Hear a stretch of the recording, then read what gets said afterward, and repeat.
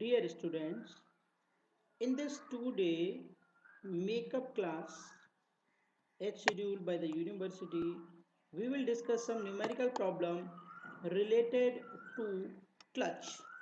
Okay, as you have already studied about the clutch, if we will discuss example number 1, determine the maximum, minimum and average pressure in plate clutch when the axial force is 4 kilonewton.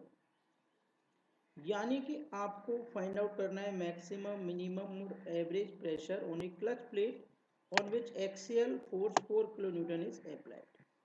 The inside radius of the contact surface is 50 mm.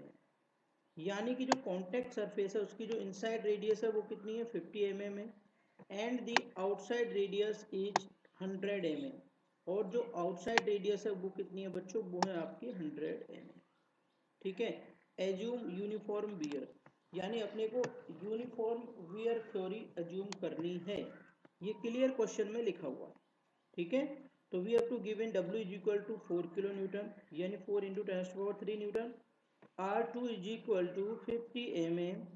R1 is equal to 100 mm.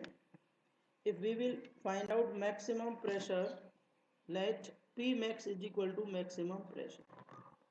Since the intensity of pressure is maximum at the inner radius R2, यानी कि जो maximum intensity रहेगी pressure की उसके लिए R2 की value क्या होनी चाहिए, minimum.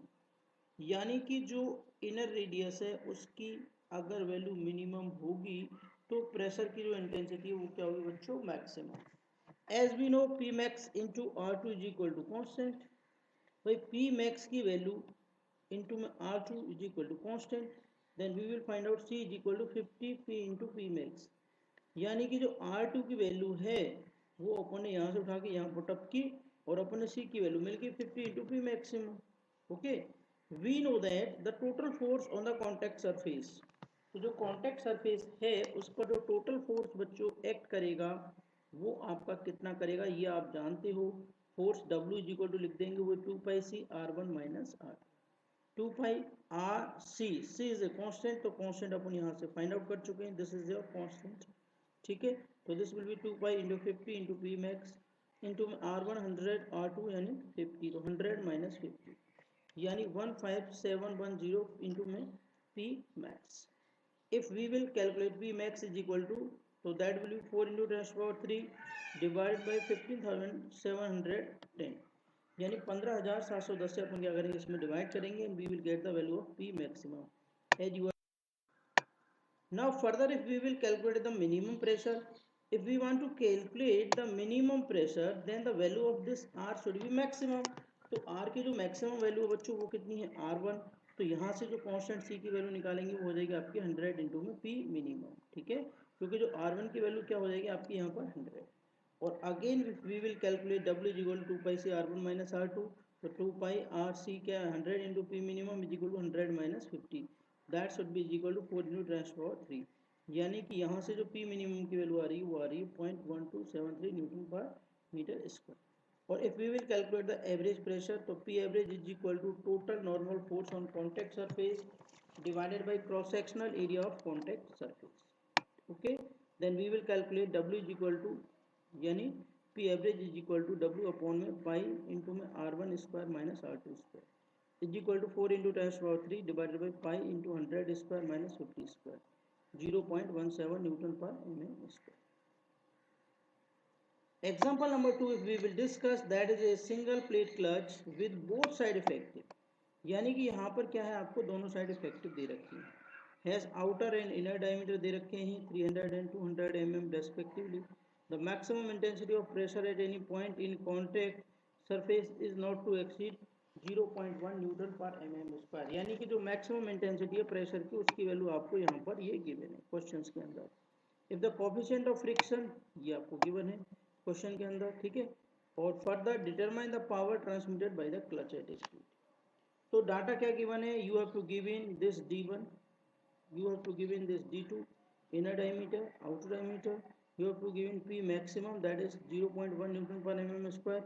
Mu is equal to 0.2 और नेट इज इक्वल टू 2500 यानी जो आरपीएम दे रखे हैं, omega is equal to 2πn/60 से यहाँ से अपन ओमेगा फाइंड आउट करेंगे।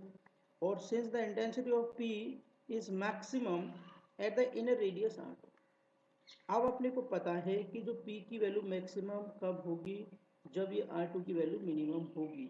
तो यहाँ से बच्चों we will find out C is equal to P into में R2। तो P की value we will find out directly 0.1 और C की जो पर्टिकुलर वैल्यू है उसको फाइंड आउट करने के लिए P इंटू RT को मल्टीप्लाई करके वी विल गेट दिस।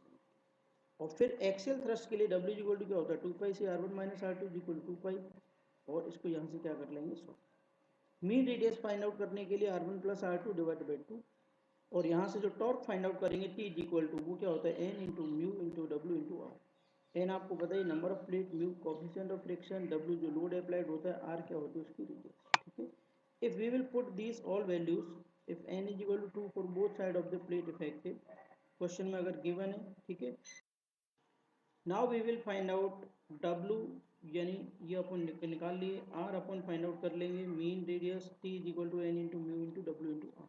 ठीक है, एन क्या number of plate effective side और पावर ट्रांसमिटेड क्या होता है torque into T into omega से we will calculate the okay. This question will vary easily. D1 you have given, R1 find out, D2 given, R2 find out, P given, mu given, N given, omega given। यहाँ से आप C की value निकालेंगे, C की value यहाँ put up करेंगे, you will get the W।